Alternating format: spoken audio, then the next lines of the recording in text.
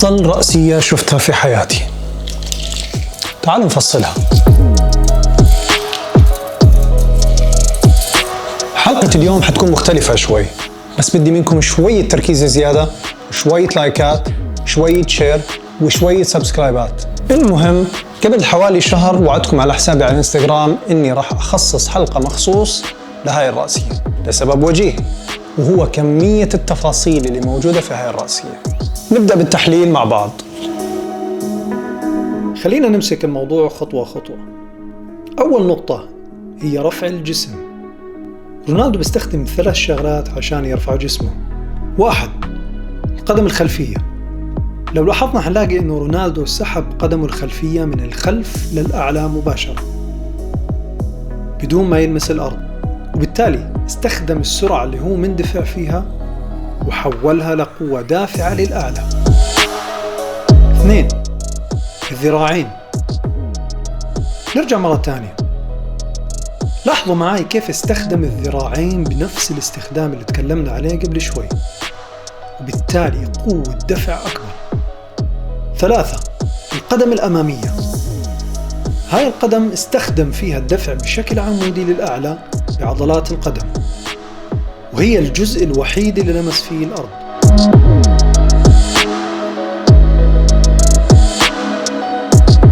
وبالتالي بنلاقي إنه استخدم عضلات العقل أكثر بكثير من عضلات الجسد.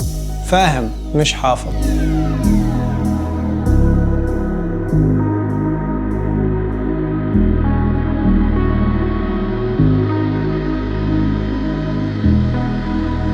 النقطة الثانية، من المهم جدا تعرف متى بالضبط تبدأ ترتقي للأعلى، واللي بيتحكم في هذا الموضوع بشكل رئيسي هما عاملين 2. الأول هو الثقة في النفس، أما الثاني فهو الممارسة، ولكن ما راح أتكلم عنهم الآن، راح أتكلم عنهم في نهاية الفيديو. الآن حاب أورجيكم المفارقة. شوفوا متى بدأ رونالدو بالارتقاء. بدأ بالضبط من هنا، وفي الوقت اللي كان فيه المدافع ما زال بيتمركز وبيدور على المكان والوقت المناسب علشان يبدأ بالارتقاء. كان رونالدو واصل لأعلى نقطة ممكن يرتقيها، 256 سنتي. يعني أنا طولي 177 سنتي، 256. تخيل شكل المدافع.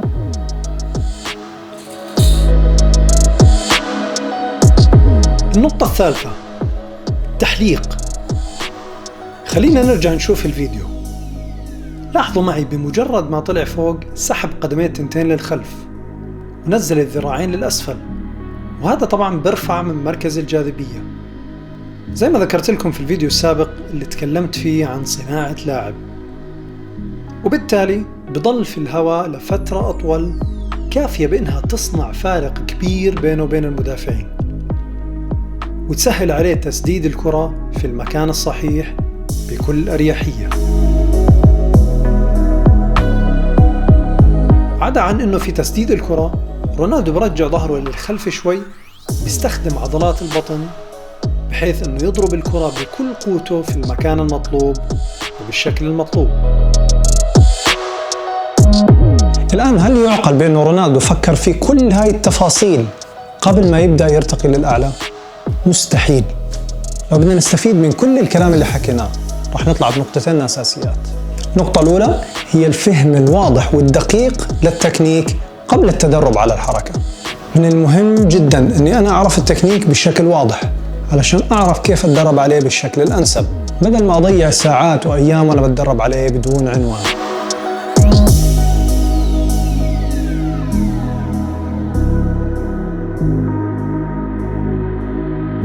النقطة الثانية وهي الممارسة. الممارسة والتدريب تصنع الفارق بشكل كبير جدا. استحالة تتذكر كل الكلام اللي حكيناه قبل ما تيجي تقفز للكرة، ولكن إيش اللي بيصير بالضبط؟ اللي بيصير بأنه كل هذه الخطوات بتتخزن في عقلك الباطن مع الممارسة والتدريب المستمر، ولما تيجي بدك تعمل الحركة بيكون جسمك وعقلك جاهزين على أنهم ينفذوا المطلوب على أتم وجه. وهذول هم النقطتين اللي بيتحكموا في التوقيت ومتى بالضبط تبدأ بالارتقاء. رونالدو كان جسمه وعقله جاهزين وكان عارف متى بالضبط يبدأ بالارتقاء. وعارف ومتأكد أنه معاه وقت كافي يحلق في الهواء عبال ما توصل الكرة ويسددها في المكان المطلوب في المرمى. والآن قولوا لي، مين في غير رونالدو مميز بالرأسيات؟ يا ريت تكتبوا لي في التعليقات أسفل الفيديو. هذا كل ما لدي اليوم، أتمنى تكونوا استفدتوا، ويا ريت ترسلوا الفيديو لأصحابكم وبالذات عشاق رونالدو. نلقاكم على خير والسلام عليكم.